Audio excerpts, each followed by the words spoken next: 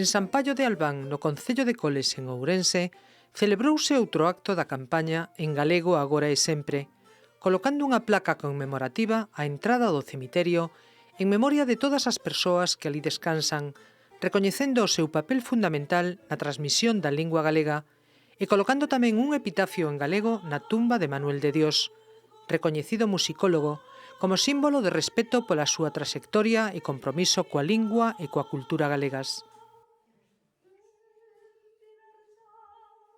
O coro Amigos de Manuel de Dios, integrantes da Coral de Ruada, puxo a nota musical no seu recordo.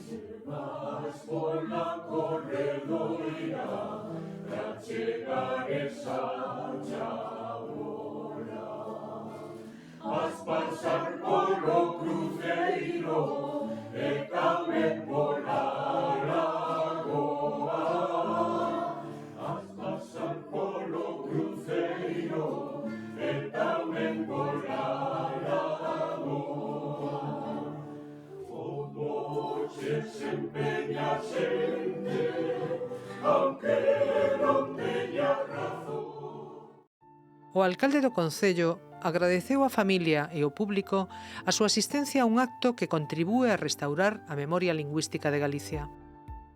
Agradecer a vosa presencia neste acto que ten como obxectivo contribuir á restauración da memoria lingüística de Galicia. Quero agradecer, en primer lugar, á familia do monexeado, amigos e, como non, ao seu fillo Manuel, pola súa colaboración no desenvolvemento deste acto. Agradecerlle tamén a Xosé González, vicepresidente da Asociación de Funcionarios para a Normalización Lingüística de Galicia, e a Delfín Caseiro, catedrático de Lingua Galega, por pensar en Manuel de Dios e no concello de Coles no que permanecen os seus restos. Unha vez rematada as diferentes intervencións, e aquí o coro de Amigos de Manuel de Dios seguirá interpretando outras cancións, sabendo que na vida das persoas e nos que convivistes con el marcou unha gran influencia. O vicepresidente da Asociación de Funcionarios pola Normalización Lingüística de Galicia insistiu na necesidade de crear rede que sensibilice a cidadanía na defensa dos valores identitarios de Galicia. Nos denominamos isto o Día da Restauración da Memoria Lingüística. E aquí entramos de cheo no asunto. Agora acababa de ver aquí o cemiterio e vexo que non hai unha lápida en galego. E, en cambio, este é un concello, unha parroquia monolingüe. É curioso, porque onde hai se di que se perde o galego, hai máis lápidas neses cemiterios en galego que onde se fala en galego. Eu creo que ten moito que ver ca carencia da falta de autoestima da xente. Non vamos a falar aquí do papel que tivo a Iglesia, nin dos poderes públicos noutrora, que tamén tiveron un papel moi importante na desgaleguización. Pero Decía outro día, eu aí nun acto que celebramos en Vilar de Barrio, que hai unha anécdota que lles vou relatar e que a min me parece que é definitiva e é definitoria de por que están os cemiterios como están castelanizados. En primeiro lugar, é inadmisible que a xente acuda á misa e ande polos camiños das parroquias falando galego e cando morren os soterren nun idioma que non é del. Mais ridículo ainda é cando se poñen as esquelas convocando os veciños pero o enterramento en castelán, cando normalmente os veciños falan galego. É toda unha normalidade cultural que deberíamos corrixir todos. Esta normalidade cultural eu comprobei non hai moito tempo indo a un cemiterio, ás veces vou aos cemiterios para constatar isto, para ter unha idea exacta de se hai que seguir restaurando ou non a lingua nos cemiterios. Cheguei a un cemiterio e unha señora, nos 50 e pico, 60 anos, limpando un nicho, e entón pregunteille se o nicho era de algún familiar dele, e dixo, sí, do meu pai. E logo o seu pai en que idioma falaba? Meu pai como eu, en galego, na casa sempre falamos así, pero o nicho a lápida ten en castelán. A señora mirouse retratada, nese momento tivo un acto reflexo de anguria, mirou para min seriamente e preguntoume, e que mal lle fai?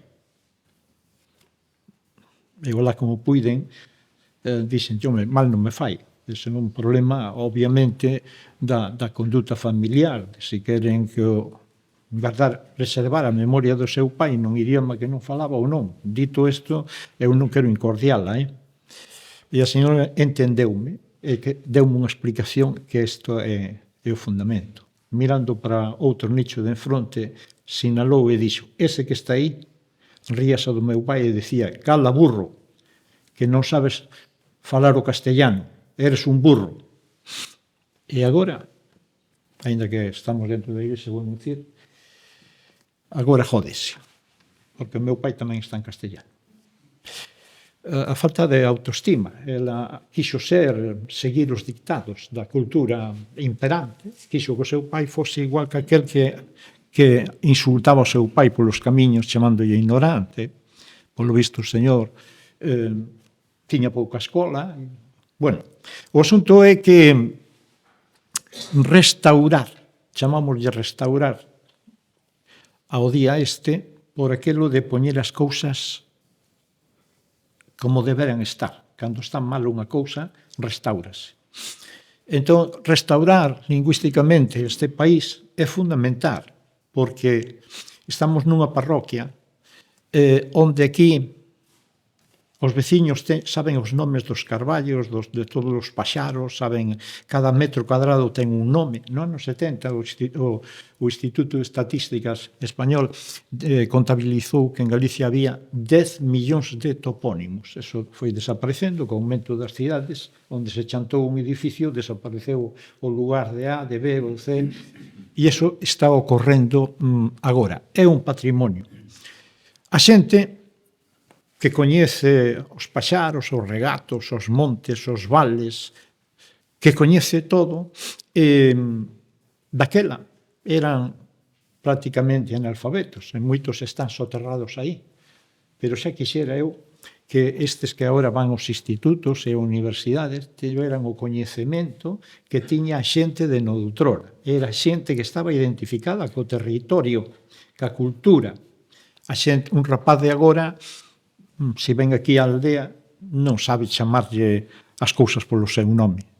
Chamalle un paxaro, chamalle paxaro sin distinguir se é un merlo, se é un paporrubio. Entón, nos consideramos que con estas xornadas, por outro lado, consideramos que a unidade territorial dun pobo, dunha aldea, os antropólogos din que está diferenciado os territorios en dúas partes, a parroquia do Vivos e a parroquia dos Mortos. A parroquia dos Mortos son os cemiterios, non? Mentres a parroquia dos mortos e a dos vivos non estean armonizados culturalmente, eso é o que se chama unha anomalía. Hai unha ruptura cultural. Entón, a intención deste acto é un acto, son intencións pedagóxicas. Convencer a xente de que antes de morrer asinen un documento que nos chamamos acta de vontades para que quede expresamente na casa e que se lle diga aos seus herdeiros que en caso de falecementos as exequias fúnebres e a súa memoria, que durará moitísimos anos nun panteón, nunha lápida, sexa no idioma que tiña. É a mellor ofrenda que pode facer unha persoa aos seus sucesores. Cando veñen a un cemiterio e reflexionan diante dunha tumba, están, de alguma maneira, están establecendo un diálogo co morto.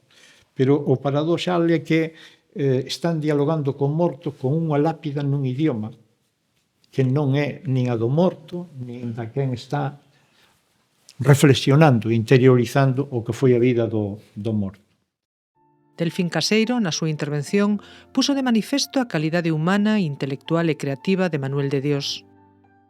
Alá polos anos 80, finais dos 70, comezos dos 80, comezábamos a impartir a materia de lingua e literatura galega, que Manuel de Dios estaba xa tan comprometido non como materia académica, senón como vehículo de expresión tanto para unha creación como para outra.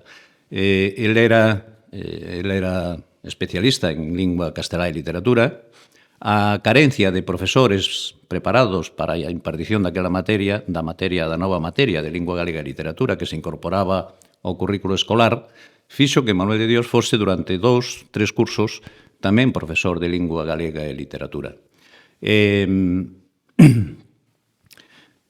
Esa proximidade, esa coincidencia, pois fixo que tivésemos unha relación de amizade que outros moitos que hai aquí pois tiveron dunha maneira moito máis prolongada e dunha maneira moito máis intensa, pero que sempre deixaron en min un sentimento de admiración, un sentimento de estima cara a esa persoa que era tan receptiva, que non gustaba nada das gabanzas, que non gustaba de ser visto como unha persoa importante, relevante, cando xa o era, en realidade, a moitos niveis.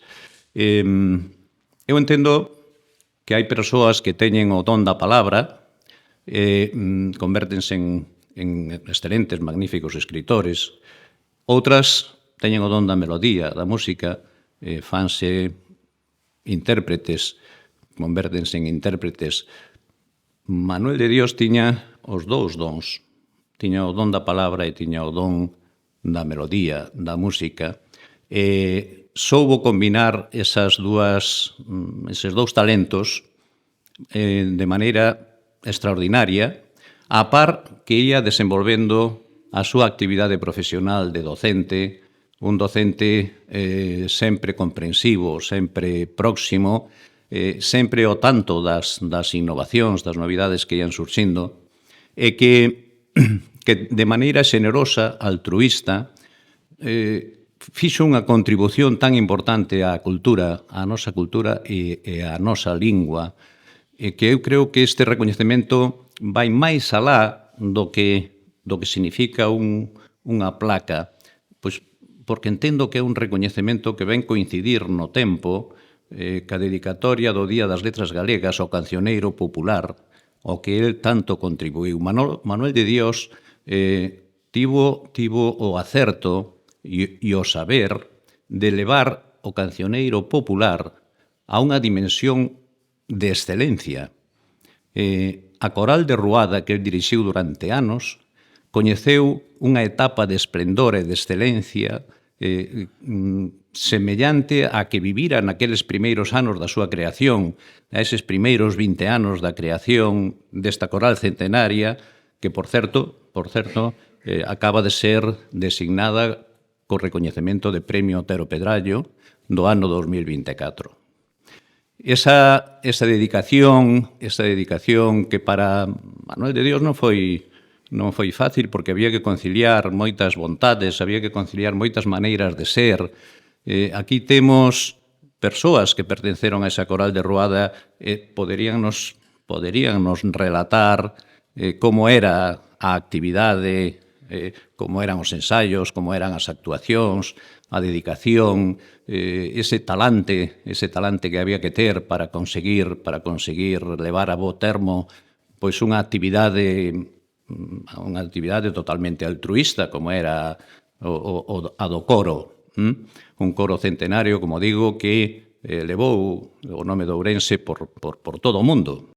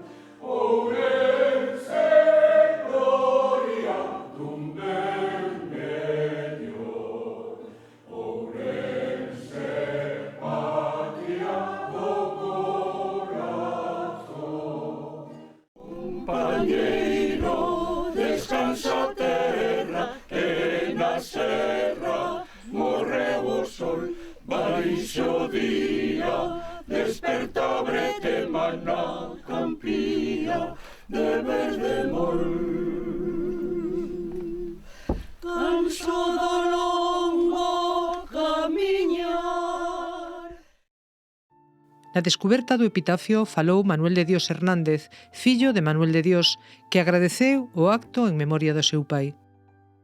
O recoñecemento o Manolo, bueno, simplemente tamén recordar que esta é terra de músicos, tamén hai moitos outros enterrados aquí. O sea, que sirva el de representante, digamos, de toda a pasión musical e lírica que hai na zona. Bueno, el tocalle porque lle toca, digamos.